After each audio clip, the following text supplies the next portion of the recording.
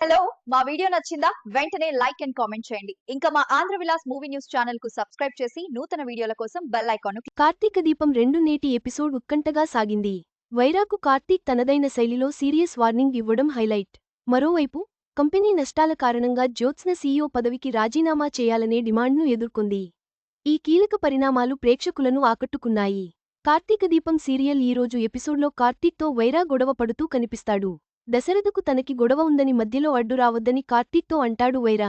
అలా అడ్డొస్తే ఏదైనా జరగవచ్చని, నీ కుటుంబం ఎఫెక్ట్ అవ్వకూడదని అంటాడు. అది విన్న కార్తీక్ వైరాకు తిరిగి రివర్స్ వార్నింగ్ ఇస్తాడు. ఊరిలో ముందుగా పోతురాజు విగ్రహం పెడతారు. దానికి అర్థం ఏంటో తెలుసా? ఊరు జోలికి రాకూడదని. నా కుటుంబానికి నేనే పోతురాజును. నా కూతురికి జోలికి వస్తే కత్తితో నరికేస్తాను. నేను కారును నడుపుతాను, కంపెనీని నడుపుతాను, అవసరమైతే రెండింటినీ రిపేర్ చేస్తాను అని అంటాడు. వేలంలో తాను నష్టపోవడానికి కారణం నువ్వే అని తెలిసిందని వైరా కార్తీక్తో అంటాడు. దానికి కార్తీక్ ట్రాన్స్ఫార్మర్ డేంజర్ అని బోర్డు రాసి ఉంటుంది. ఇప్పుడు నువ్వు ట్రాన్స్ఫార్మర్ దగ్గర ఉన్నావు. నీకు తెలియకుండానే నాతో ఆట మొదలుపెట్టావు. ఈసారి డబ్బు నష్టం ఉండకపోవచ్చు. నేను రూల్స్ ఫాలో కాను. ఆ రూల్స్ని రాస్తాను అంటూ వార్నింగ్ ఇస్తాడు. కార్తీక్ అక్కడ నుంచి వెళ్ళిపోతాడు. వెంటనే వైరా ఎవరినీ వదిలిపెట్టను అని అరుస్తాడు. కాశీ, దాసు మాట్లాడుకుంటూ ఉంటారు. కాశీ తన బాధను దాసుతో చెప్పుకుంటాడు. ఇంట్లో నాకు విలువ లేదు. భార్యా మావయ్య ఎలాంటి విలువ ఇవ్వరు. జీతం రాకపోయేసరికి జీవితం లేకుండా పోయింది. నువ్వేనా అర్థం చేసుకుంటావనుకున్నా. నువ్వు కూడా అలాగే తయారయ్యావని అంటాడు. కాశీ దానికి కోపం మనుషుల మీద కాదు, జాబ్ మీద చూపించు అని చెబుతాడు. కోపంలో కాశీ నువ్వు కూడా చేతకాని తండ్రివే అని దాసుతో అంటాడు. వెంటనే దాసుకు కోపం వచ్చి కొట్టేందుకు చేయి ఎత్తుతాడు.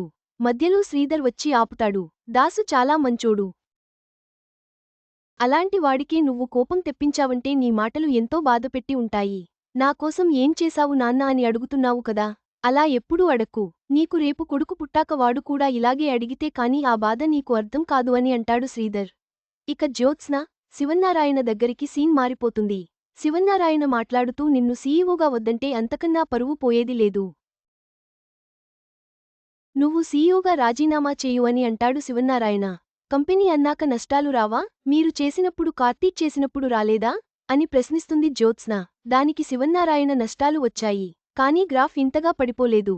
నీమీద బోర్డు మెంబర్స్కి కూడా నమ్మకం పోయింది అని దశరథ అంటాడు. వెంటనే జ్యోత్స్న మీరు వైరాన్ని చూసి భయపడిపోతున్నారు అంటుంది. దానికి శివన్నారాయణ ఒప్పుకోడు. వెంటనే దశరథతో మీకు కూతురు కన్నా మేనల్లుడు ఎక్కువ. కార్తీక్ చేసే పనులు గొప్పగా కనిపిస్తాయి అని అంటుంది జ్యోత్స్న. అప్పుడు దశరథ్ అవునని అంటాడు. పగ సాధించేందుకే వైరా కంపెనీలోకి వద్దామని ప్రయత్నించాడని.